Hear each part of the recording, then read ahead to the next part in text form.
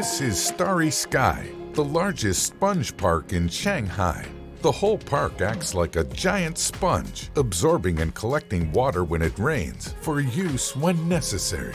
China has invested billions of dollars to build natural features in cities in response to flooding that has ravaged its towns and cities.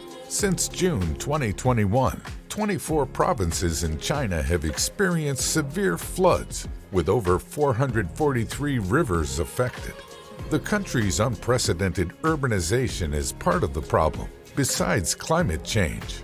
Since 1990, the proportion of China's population living in cities has more than doubled. 896 million people live in cities, and the expansion of roads, subways, railways, and paved areas means there are fewer places where rain can safely be absorbed, disrupting the natural hydrological cycle.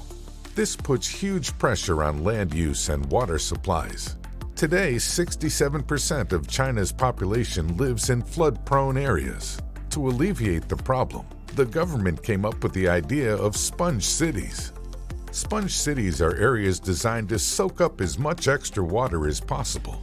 To make cities spongier, a combination of storage tunnels, rain gardens, wetlands, and bioswales are built.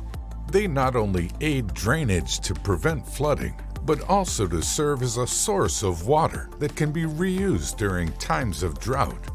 China is planning to build 30 sponge cities across the country, hoping that 80% of its urban areas will be able to absorb and reuse at least 70% of rainwater by 2030. Lingang, a planned sponge park in Shanghai's Pudong district, is the largest sponge city project in the country.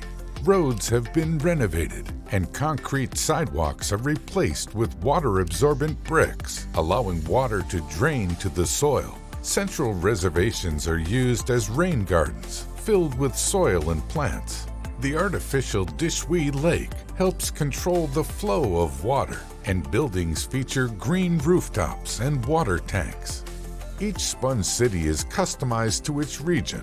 Wuhan, which is located along the Yangtze River, experienced massive flooding in 2016. It served as a wake-up call for the government. As part of the Sponge City project, Wuhan integrated the concept into the design of the city as a whole. For example, Zhengzhou Park, which winds through Wuhan, has been transformed from a dirty drainage ditch to a beautiful green space, filled with rain gardens, permeable pavements, and storage ponds for stormwater that will then be reused throughout the city.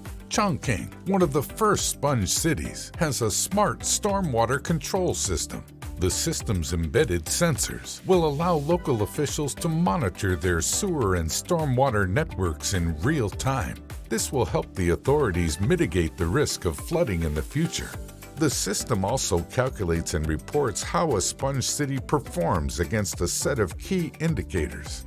The city of Zhengzhou has invested over $80 million to redesign itself as a sponge city. It has built a drainage network that spans 3,207 miles, eliminating a total of 125 flooding points in the city. But in July 2021, torrential rain overwhelmed the flood defenses, bringing the city to a complete halt. According to experts, the storm that drowned Zhengzhou was more than any city's drainage system could handle. While sponge infrastructure is not a magical solution against urban flooding, it could be part of a more systematic and sustainable approach toward urban design in the future.